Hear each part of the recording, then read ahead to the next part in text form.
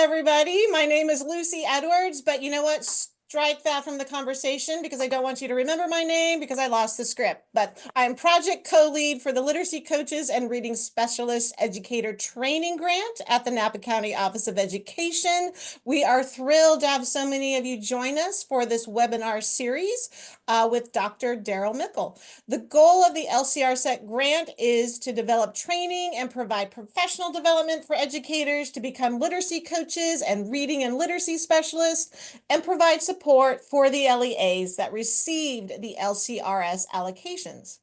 In this four-part webinar series, Dr. Daryl Michel will take a deep dive into his book, Student Focused Coaching. For today's webinar, Dr. Michel will continue to discuss topics in his book, Student Focused Coaching, by building clarity with roles and responsibilities, building relationships with teachers, and discussing the administrator-coach partnerships. And now, please welcome Jessica Hammond, our partner from Glean Education. Thank you so much, Lucy. We are thrilled to partner with Sacramento County and Napa County Office of Education and the LCR-SET Grant Initiative to coordinate this webinar series. For those of you who may not know about us, Glean Education partners with schools, districts, and states to deliver online training, school leader consulting, and coaching. Our work aims to build educator knowledge of evidence-based literacy practices to improve student literacy outcomes. This webinar is the third in a series of 4 webinars this year on student-focused coaching. This webinar will be recorded and posted to the SCOE website linked in the chat. For this webinar, I am thrilled to welcome Dr. Daryl Michel. Dr. Michel's education profession began in the mid-90s as a classroom teacher in the Northside Independent School District in San Antonio, Texas. His experience led him to roles in instructional coaching and leadership with a research-based program developed at Johns Hopkins University, as well as opportunities to collaborate with educators on a national level. In 2005, Daryl returned to Texas, where he completed his PhD in education, school improvement from Texas State University. He now continues to work in instructional coaching at Be a Change, while also working as a staff member at the Meadows Center at UT Austin. He is author of Student Focused Coaching with Dr. Jan Hasbrook and has other works in progress, so keep an eye out. Please help me welcome Dr. Daryl Michel. Thank you so much, both Lucy and Jessica, and I'm excited to be here for session 3. Today's focus being around building sustainability, and I will ask today for you to do in different parts. I'm going to have a lot of different reflection questions here, really to try to understand where you are within your own system. Whether you're a teacher, a coach, a principal, district staff member, or other, but to really be thinking about some of the content here today around data analysis, and also when we think of goal setting, and then these terms of professional development and learning. So as we go, I'll encourage you to use chat as we dive into the content, and all means, I mean, ask questions, but try to do some of your reflection here so we can get kind of a sense of where you are. Sometimes we can get into some of these reflections and start to think like, well, yes, we're doing all of this. And then, well, maybe you as an individual, you might think, well, yeah, I'm doing this, yet I don't really know systemically, are we really providing and thinking about sustainability? Do we provide professional development, or is it really learning? Does everybody really understand how to set a goal, or is that left to someone else? So lots of things here to just be thinking about as we go. So we'll reflect here just initially on this concept of sustainability, the setting goals using SMART criteria, the developing and delivering sustained professional learning, and then as we go throughout, making these connections to your own context. So that's kind of our working agenda here. So let's start with this initial quote here, and feel free to take to chat, if you will. is when we think about what Jan Hasbrook and Carolyn Denton posed many years ago of sustainability, and that sustainability is a lasting agreement among all school faculty and administrators to adopt a no excuses intervention model, making a firm pledge to work together to help every student. So, if you wouldn't mind taking to chat here, I've posed two different questions. One is, how does this quote relate to the system you work in? And what's your evidence? Or might there be a part of this quote that you would say, "Mm, we could improve upon this." So try to think beyond just yourself and think of systemically about this concept. Uh, Candace, thank you. Yes, no excuses. How important that is. It's good to see Carolyn district works together, but no excuses. It can be really easy to fall into those traps of the blame the victim kind of deficit thinking mindset, and it's like, oh, we've got to get out of those concepts. Yes, Sonia, lasting agreement. It's it's really lots to think about, and it'd be interesting, maybe even for other people whom you work with within your own system, of how would they take and think about this? So, what exactly do we think as we think sustainability? One thing that I think is really important to consider, and this goes back to Lee's work in 2017, is this concept of when we think sustainability, we should think sustainability from day one of something new that we're going to be implementing. If it's a new skill, it's a new strategy, it's a new program, it's a new assessment, whatever it might be, what's the plan to sustain it?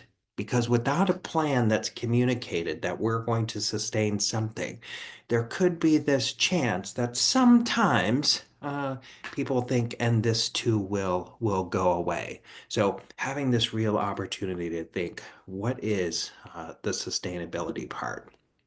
So, as we've talked about in the past, even with student focused coaching and the collaborative problem solving process, this piece here in particular that we're going to hone in on is within phase two. So, we know there's phase one in which we're thinking about a problem that might exist. We're collecting this additional data, and then we start to really think about root causes, patterns, etc. What's a real problem definition? And then what do the goals actually look like and include? And how do we then move forward? Because even if I'm in the role of teacher, I certainly have a lot of opportunity to continue to collaborate and connect with my other colleagues as we continue to think about deepening our own knowledge base for ourselves and for others. But many of us being able to really kind of think of ourselves as we are all, in some ways, we can be leaders, and we all can be these contributors to sustain best practices. So let's take a look at this as an example. As we think sometimes, and this being this example of with Dibbles, for some individuals, this might come up in the very first phase of the collaborative problem solving process. For some people, they might look at this and say, I have no idea what's going on here.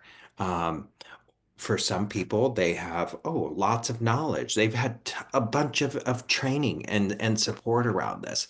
Uh, but that's a part when we think of sustainability of who really does know how to look and read this, who really understands what's happening here. And you could use this with any assessment, doesn't matter. But one part that we write about in student focused coaching, if you happen to have your book, on page 182 is this process of I'm not going to do the work for you. I'm not going to analyze the data for you. I'm not going to let just a system analyze the data for you because we're missing out on a lot of variables. We need the input and the feedback from the people whom are working with our students face to face. A lot of other things that we need to consider instead of just I already did all of it, and here's what this says. That doesn't build much sustainability in anyone.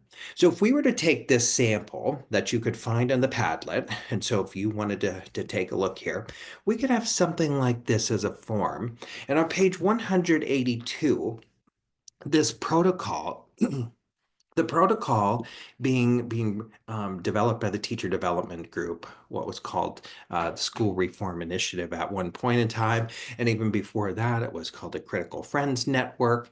And so when we think about a data set such as the one that I just had up there. Daryl, I don't think you're sharing the right screen. Right now, we're still on sustainability on my screen. Oh, you are. It might have just gotten stuck. Sorry about that. Let me No, just it's try to perfect. share. Huh.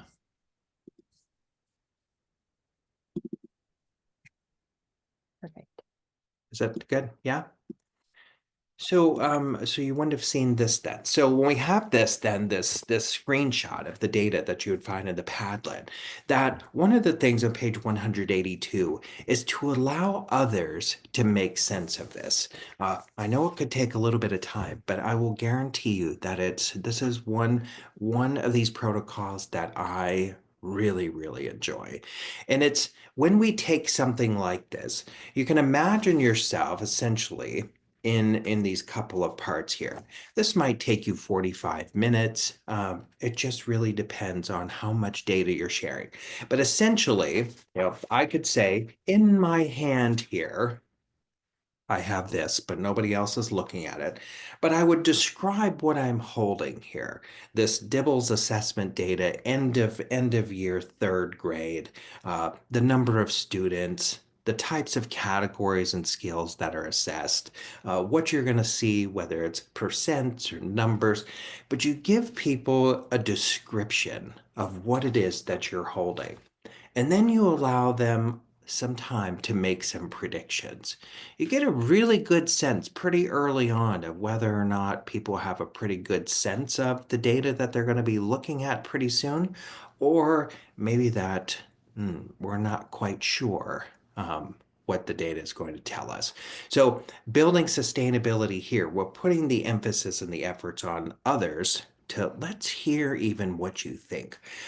In between the predictions and the go visual is that we have time in which, okay, now you take it. You take the data and you start to work with it. You can do calculations, you can look for trends, you can highlight, you can write questions. You do whatever you want to do with this sheet of data. Whatever you want in terms of how do you try to make sense of it. And then you shift into where you start to work with others. And by working with others, you're sharing your own thoughts. So imagine all of us having some time to just dig into this, to write down some notes and questions and highlights. And then when we get to turn to others to talk to them, we maybe have looked at this in really different ways. Uh, the sharing of the different ways happens, and then groups of people have to take their thoughts and they have to go visual. So it won't look like this because you have to make it make sense to you. Some people like spreadsheets, some people like colors. I don't see colors very well, so that doesn't work very well for me. And so when you start to think about how people can take and go visual, it's really fascinating. Whether they create bar graphs or pie charts, or people might create some kind of cartoon. It's up to you. You recreate it in a way that makes sense to you. But what's important in all of these phases here is that we are only focusing on the facts.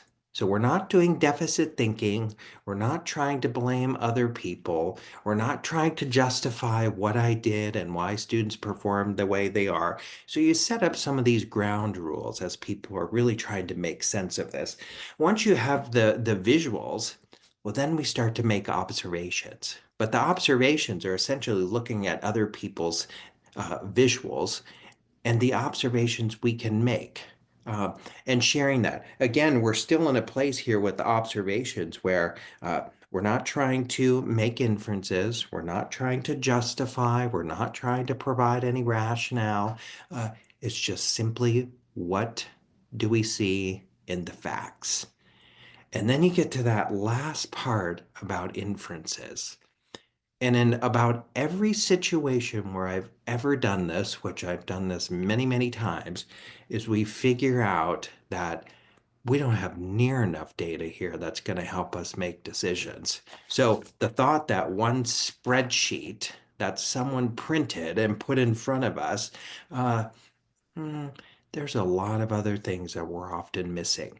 So when we consider something like this, and you start to think of building capacity and sustaining something, yeah, we're putting the onus on people to make sense of this. The data on their own versus somebody does it, somebody prints it, somebody analyzes it, somebody has the questions.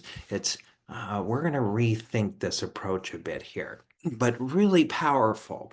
So that's one way that maybe you could think about, if you're not already, just a different way of approaching sometimes with data. There's another thing that I like to look at here, and this would be in the Padlet as well. This is are some tools, and tools that this one just shows the third grade end of year, but you would find as well for all of the grade levels, beginning, middle, end of year.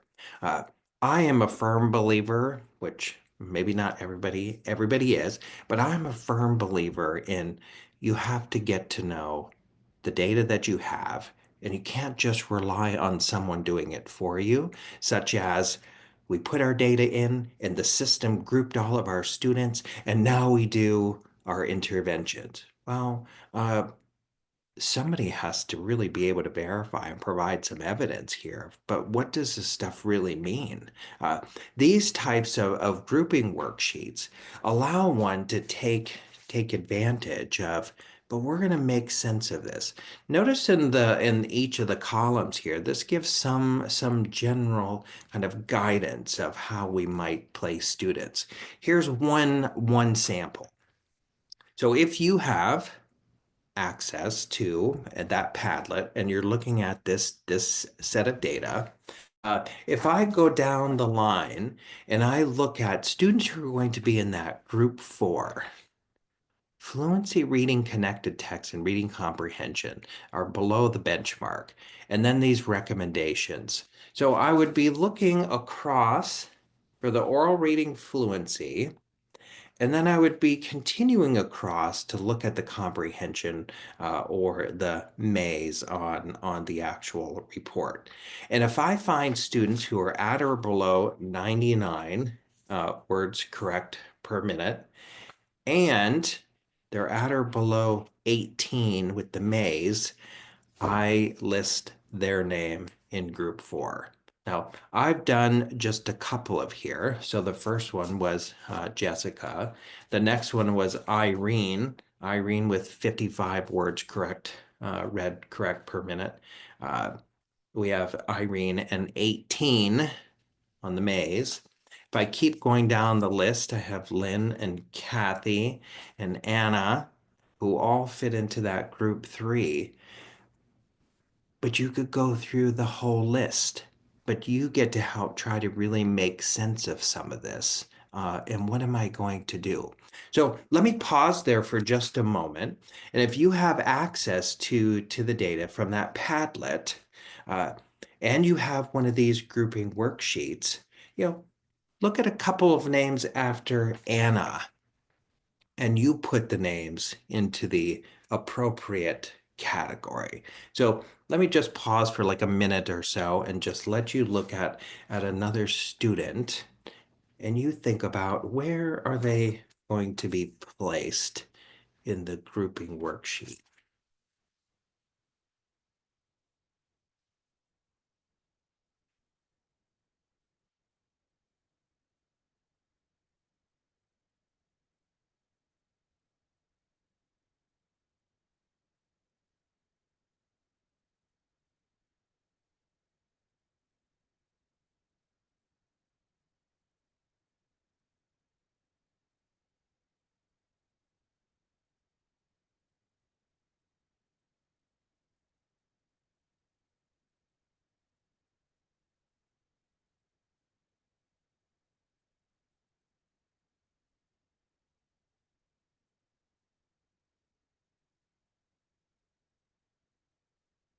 Now, if you were to take and if you use Dibbles or you have some other assessment instrument or tool, uh, I would encourage you. You don't have to do it all the time, but some of the times initially to just get to know the tools to make more sense of the assessments, it may not be a bad idea to try to really work through this.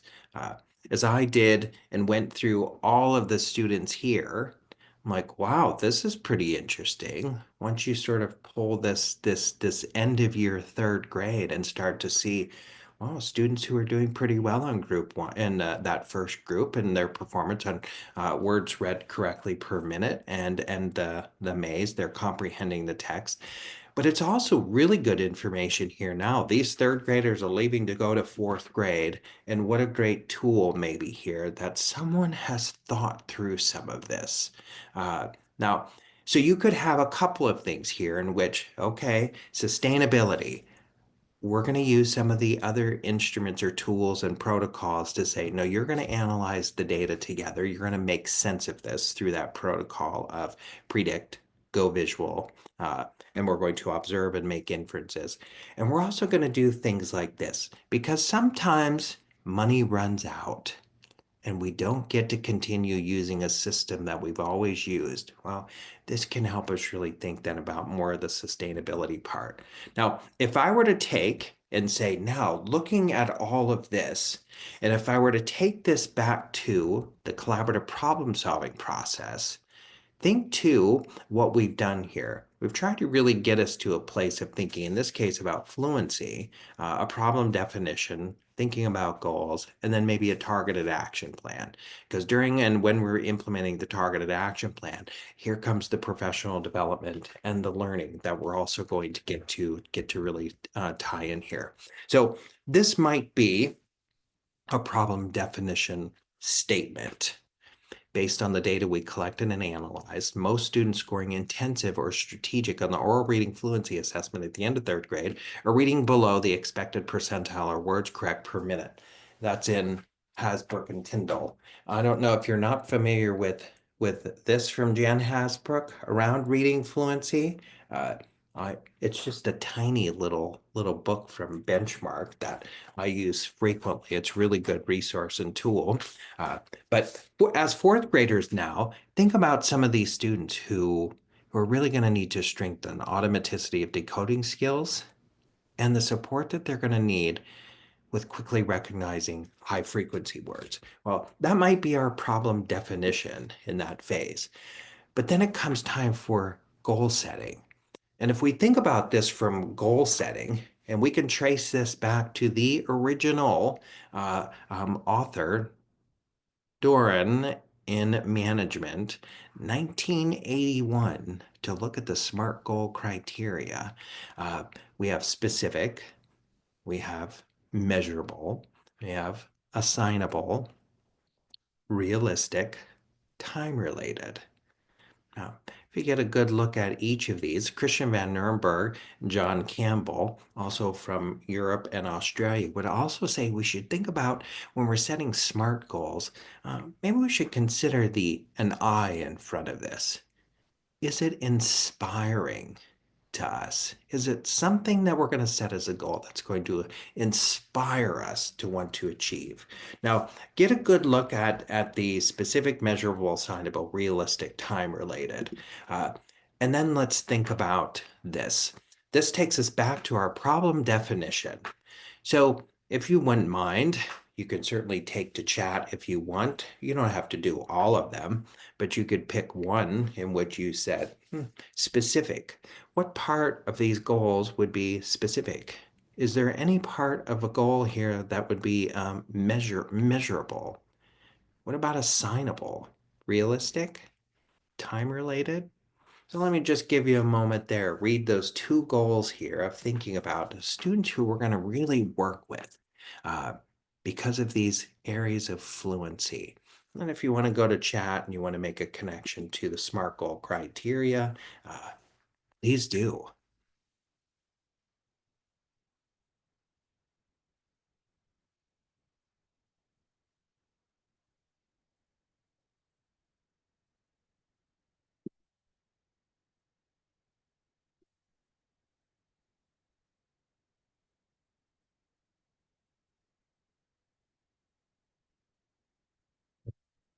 Yeah, thanks, Sophia.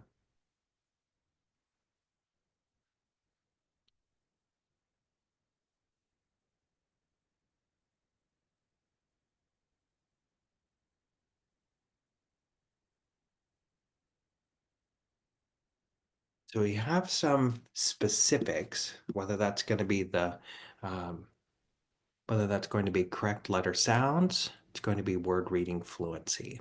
Uh, we have our weeks, so our time related. I think in terms of seeing, if we were to think about the uh, 12 weeks of intensive intervention, seems like in terms of the progress we'd be looking for, realistic, it's assignable here of we know the students, and we have something that we really can be able to measure it. So uh, so thinking about this as goals, I want to ask you to sort of think then about problem definition, SMART goals. What do you know about in your own system? How is data analyzed? Is SMART criteria used? Who knows how to write these goals? What professional development has ever been provided to all teachers on an ongoing basis of how you write SMART goals that are specific and measurable and assignable and realistic, time related? That can't come just one time. That has to happen regularly. Uh, so questions for you to ponder here when we think about doing this with SMART goals. Carolyn, yeah, it's great. It's a good reflection here. You don't have the direction. You you got to have opportunities here to really dive in. So these would be questions maybe that you can really pose with other people. But now you think of, oh, we have goals written. So maybe you're at a place where you get this a problem definition, you set your goals, but now what?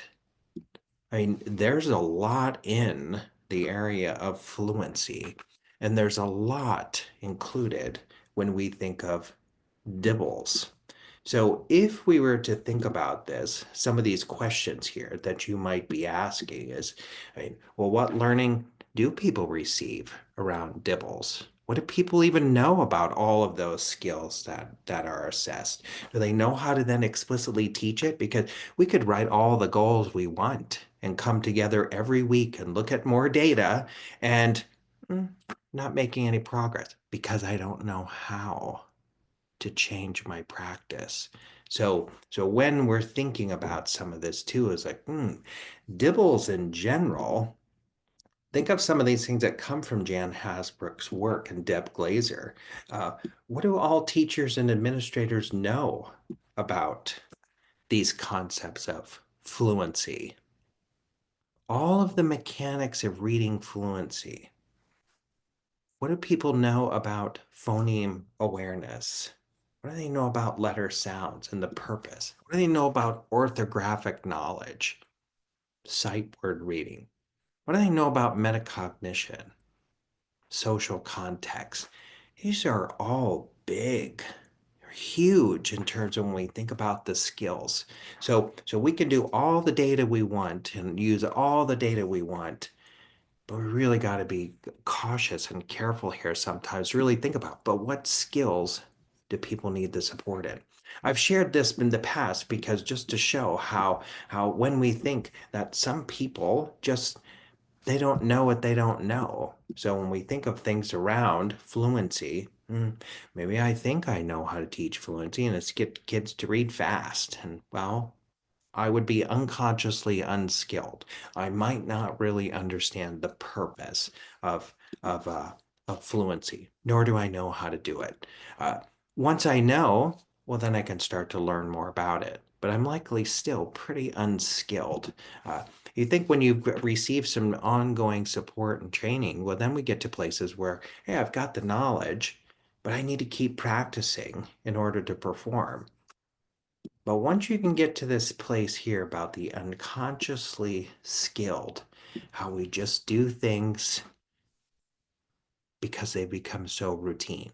So the fluency part here, thinking through, there's a lot. So here might be then a question for you to sort of ponder. And that is a few questions.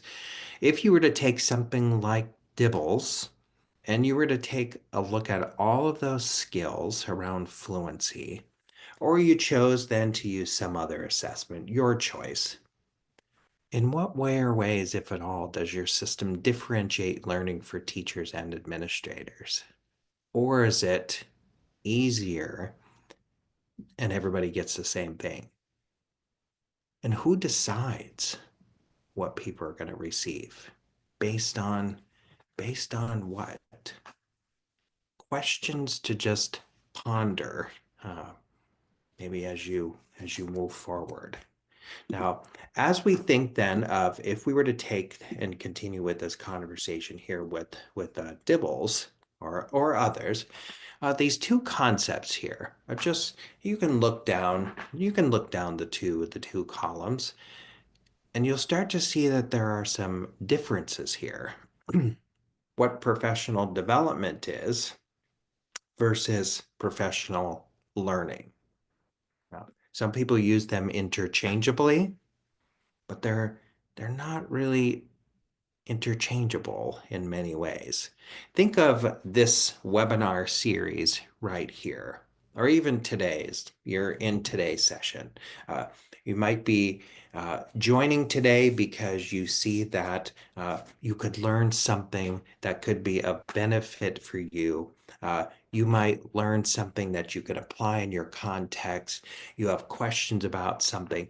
But professional development alone often is like, yeah, we have college courses, we go to conferences, but think sometimes of all the stuff you get. And then you go back and you're like, oh, I got really busy. And now what? Where do I go? I just attended 8 different sessions at the conference, and it all has great stuff. But I don't know what to do with all that. Where do I even begin?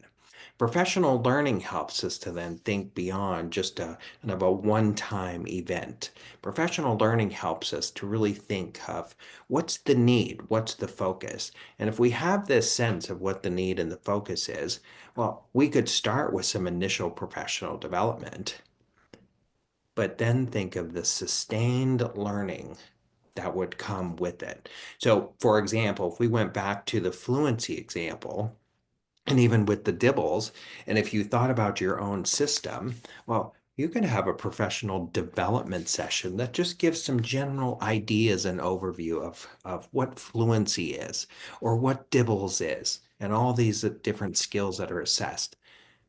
But the learning would continue because you would keep diving deeper into each of these. What does it mean for nonsense word fluency? Why do we do it? Can somebody demonstrate it? Can we practice it? Can we apply it to our core programs? What does it look like in intervention? That doesn't happen in a quick one-day session.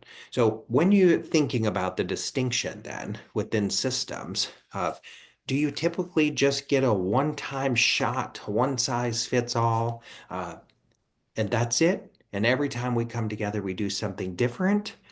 Or do you find within your system that we really are more about the learning? We've identified a priority, we have a focus, and now we really dig in deep over time and not continue to try new things. What we would find in professional learning, really when we think about what traditional has typically been in many cases is well, when it's just input driven, you go and that's all it is. It's just input, input, input. It's challenging sometimes in spaces like this when you're in a webinar and you don't have lots of time to cover content. But when you have series of time, that it doesn't have to be just that. We also have to think about this in terms of the tension between what do people know about this new strategy and what do they know about the need for it? Because if they don't know, there's a really good chance that they're going to reject it. So when we think of this, you can put this in the context here of Fulmer and Turner, and more recently, Vivian Robinson's work out of New Zealand, is that if we were to take one area, and let's say this theory of action on the left-hand side, is this belief about challenging instruction, the real need to up the rigor and the cognitive complexity for our classroom. Well, if teacher beliefs, that is their theories of action, is that students are going to resist it, they're not going to make the effort, they don't have that ability. Well, what we deliver then in a professional development or sustained learning, we already are going to have a real conflict here. So understanding what people are thinking and they're processing is that then we have to figure out ways to make these connections. But if we just dive in with someone's big, broad ideas of what everybody needs and it's in conflict what teachers beliefs, there's a really good chance then that things will not be implemented. As most of you probably know, whether you attend professional development and learning, as Jan and I write about, you want to know why. Why am I here? Why am I taking part in this? How is it relevant to what I'm going to do? Right? We can all likely attend sessions and be thinking about this, of making new connections, because there's always a lot of learning to do, but really understanding. So when you come back to your own system and think about this, do people within your system understand why they're participating in professional development or learning? Do they see it as relevant? Do they see it as connected to their own work?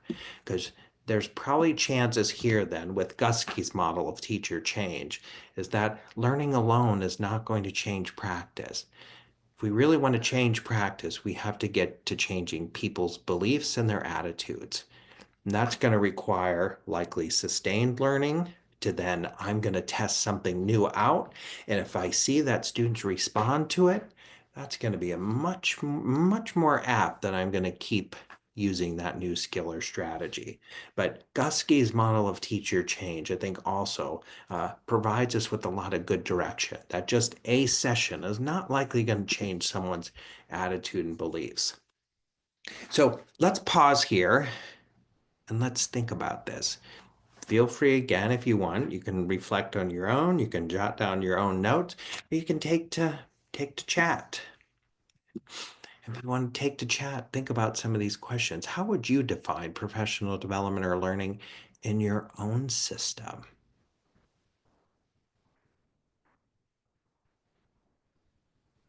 Focused, sustained, or one time? Let's see what you have.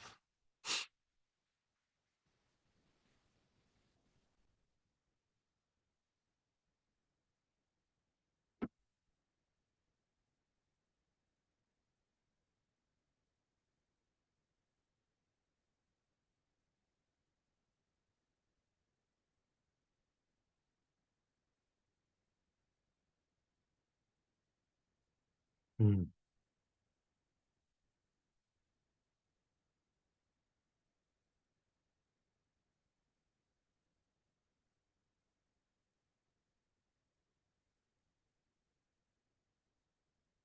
Mhm. Well, that's good, Shannon, there to think you're involved in something that's sustained with a lot of overlap. These opportunities to bring artifacts back to say, I tried it and look what happened, or to bring artifacts back to these ongoing opportunities to see then what worked, what didn't work. But if I have to come each week to something where it's always more data and more questions to answer, I'm probably not going to get too much better if I don't have opportunities to learn about it. So, uh, so lots of things here to be able to think about. Now, you can also think about in terms of whatever role you're in and who's providing is what Haney talks about when we think about our own learning, and that is most of the learning receptive? That means we just sit and absorb and just don't really think much about it and make connections. We just wait for that transmitting of knowledge. Well, that's a good question for me to even think about in my own way of in a classroom with students. Do I expect them to be active or do I expect them to just sit because I'm going to transmit knowledge to you? Those are learned behaviors sometimes because as from central office on down, do we model what it is that we expect in classrooms? Or do we expect one thing in the classroom, but a principal leading a meeting can do something completely different? Just sit and listen, I'm going to get you information. Is that then okay for the teacher to do in the classroom? Just sit and I'm going to give you information. Probably not. So, how do we also model throughout our systems? So, the learning then, if we really were to process some of this as well, think about learning a new curriculum. If you've adopted something new, look at the amount of time here that we have to really be considering when we're going to adopt something new, or it's highly unlikely that it will be sustained because it'd be hard to implement it. So the knowledge that's going to be required. Think back to all those skills and dibbles, all of the knowledge that people would have to really understand those skills. The skill to plan it. Mm. All these new teaching moves, they're going to require some demonstration probably and some practice. And I have to get things prepared. It also comes back to the Joyce and Showers work that I've shared before of what it takes to learn a new skill or strategy. And if this isn't happening in your own system, then these are questions maybe that can really come up, or at least what you have control over. Because learning a new skill or strategy takes a long time. We need to keep studying and we need to see demonstrations with students whom we support. So big box programs, they're not written specific for our school. They're written for a lot of people. So how do you take the time to really study and demonstrate and practice with the student population and the context that you're working under? Uh, the effective professional learning then would then help us really think then of how do we respond uh, to evidence here? How do we know if what we're providing is evidence based? Do we use external expertise? If so, who? Because I'd say at one point in time I worked for a corporation, uh, but that doesn't mean I knew all things there was to know about mathematics. I could tell you about a program, uh, but thinking about some of the external expertise as well, but needing that real sustained opportunity that's personalized. So when we think of a couple of things here about investment, this comes from Vivian Robinson's work that she wrote when many people may just skip over a foreword of a book. But this to me was really powerful. I'll let you take a moment here to, as we go through these, four of them, and let you kind of ponder each of these. Investment in professional learning. More likely to benefit the students of the participating teachers if leaders make strategic decisions about the focus. How do we know if they've progressed or not? What about the gaps? Is it aligned to student needs? So would we say that we're invested in the learning? What about the evidence base? Who decides if something has an evidence base? Does everybody know what evidence base means? I mean, anybody can say that you have research to back things, but that's not the same as having an evidence base. So when we talk about practices, we'd be thinking about evidence base. Has it gone through randomized controlled trial studies? Like we really know that it works as practice, or is it someone's idea and they've they're building it off of other research? What about the impact? I like this part from Vivian's where it's narrow and deep communicates a seriousness of purpose. So not as much as we can cover. And also what Vivian Robinson writes about there on the last bullet, tips and tricks will likely not suffice. We have to be able to anchor our work in that deep theoretical understanding.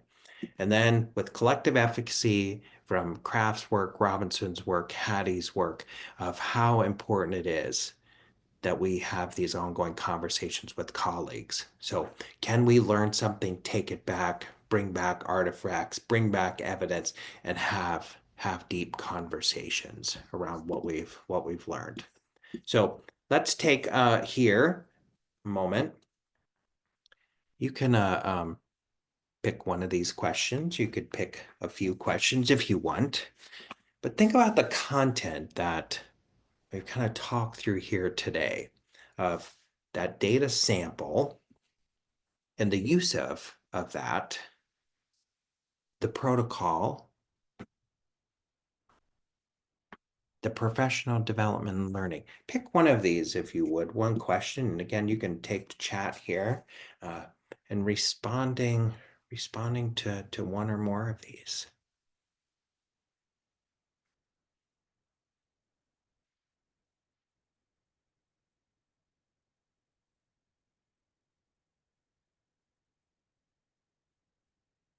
Thanks, Arlen.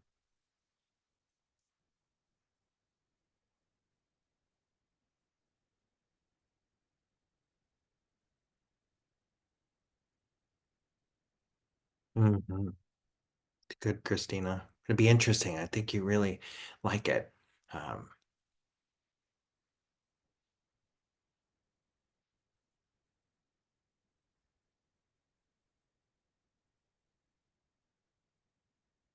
mhm.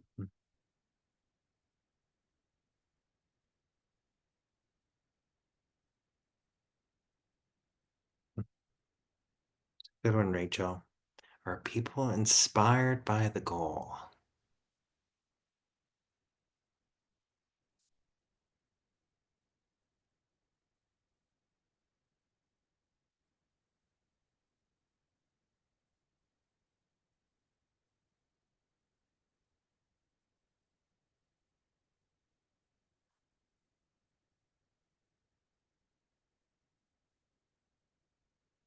So if you were to think about maybe some next steps, recommendations, just some thoughts.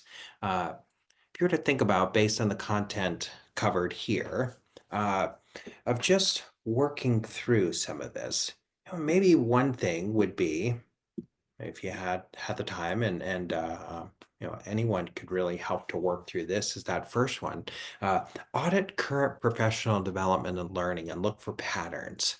If you looked at presentations, you looked at agendas, whatever it might be, you talk to people, uh, what do you think you'd find?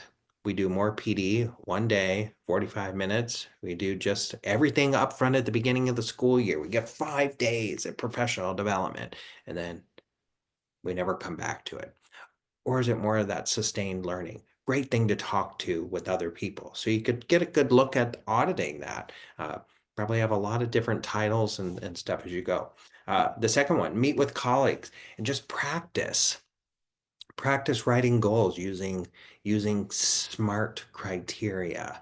Uh, Goal setting is not easy for everyone. It takes a lot of thought, uh, and you've got to get that problem definition first. And you got to know how to look really at the data. What's realistic in terms of goals? So maybe moving forward, maybe a next step is you want to just practice. Maybe look for some other examples. Maybe you decide you want to work with colleagues and try to design a differentiated, sustained professional learning plan based on student data and evidence, or these SMART goals, and present that to someone. What could that look like if Dibbles were an assessment you were using and you decided that, hey, one way we want to really look at this is to get a good sense up front of what it is in terms of Dibbles, but then kind of really diving deeper into that. We Jan and I wrote about that in student focus coaching, a couple of different places where it's about back to school. Kindergarten teachers are having a new curriculum and they need to do more work on phonological awareness continuum skills. We could spend tons of time there letting them have time to study and demonstrate practice. Another one might be practice setting goals with students. Once you feel pretty comfortable yourself of writing goals with SMART goal criteria, whatever else, might be a good practice for students. And then that data-driven dialogue protocol with some others might be really good opportunity. So next steps here to just to consider. So our big charge here today was thinking about that the all and ever important concept of sustainability. Uh, what's the plan from day one, sustaining something? And if you leave and somebody else takes your position, uh, hmm, how do things get sustained? Uh, Going over the SMART goal criteria and thinking about that with examples, thinking about and really understanding professional development and learning, and then this last part to just think about ways you can connect. So thank you all very much for attending here today and for trying to get in chat and doing something a little bit more, but hopefully finding that some of the content here really can resonate with you and that you can take and use a good amount of it moving forward. Well, thank you so much for this wonderful presentation, Daryl. And we actually do have a minute or two for a question. And we did have one that came up in the chat that I thought was interesting. One of the participants said, one thing I would like to know and grow more in is data collection and using SMART goals to increase consistent data-driven dialogue and instruction after that. Do you have any suggestions for resources or support for teachers if they want to learn more about how to build their database decision-making skills? Oh, that's such a great question. One is that when I think often is that there's so many types of assessments and data of figuring out, first of all, what do you think you want to use? Is it formative? Is it summative? Is it criterion referenced? Is it, I mean, what is it? So there's some just about this knowledge of assessments in general. And I here I'm showing something and I myself have not finished reading it yet, but thus far I've liked this. It's called uh, Untangling Data-Based Decision Making, a problem-solving model to enhance MTSS. It comes from the Marzano resources, but this is one that I've been really looking forward to diving into. I'm trying to think, and I might, Jessica, be able to get some information back to you that you could share with others. Jan has often talked about some of the work as well from on her end when we think of different assessments. But I need to get that, and I'll send it to you, and then you guys can maybe forward that out. But I think so much around the database decision making is to figure out, first of all, what's valid and what's reliable and working from there because we can collect lots of data, but if it's not valid and reliable, then we could find ourselves wasting a whole lot of time testing kids, and then we don't have data we can use. So that is so important. The other things that I think is also really important here for things like DIBELS or other assessments is making sure that everyone has clear understanding of the guidelines for assessing. Because if I give a little extra kind of coaching as I'm assessing, I'm I'm really now don't have that valid data to use. So the administration guidelines are things as well to really kind of hone in on too. So I'll get you some other things though, Jessica, that you can share. Well, that's wonderful. Thank you, Daryl. So that's all we have time for today. Before we go, please do fill out the survey link that is in the chat, and you can also pull up the QR code that's on the slide. I wanted to thank you for your time, Dr. Michel, on behalf of Glean Education, Napa County Office of Education, Sacramento County Office of Education, and the LCR SET grant. And thank you to our wonderful attendees. We look forward to seeing you again on March 6th, 2025 for our fourth and final in the series with Dr. Michel. Thank you so much. Thank you for being here today, and thanks for everything.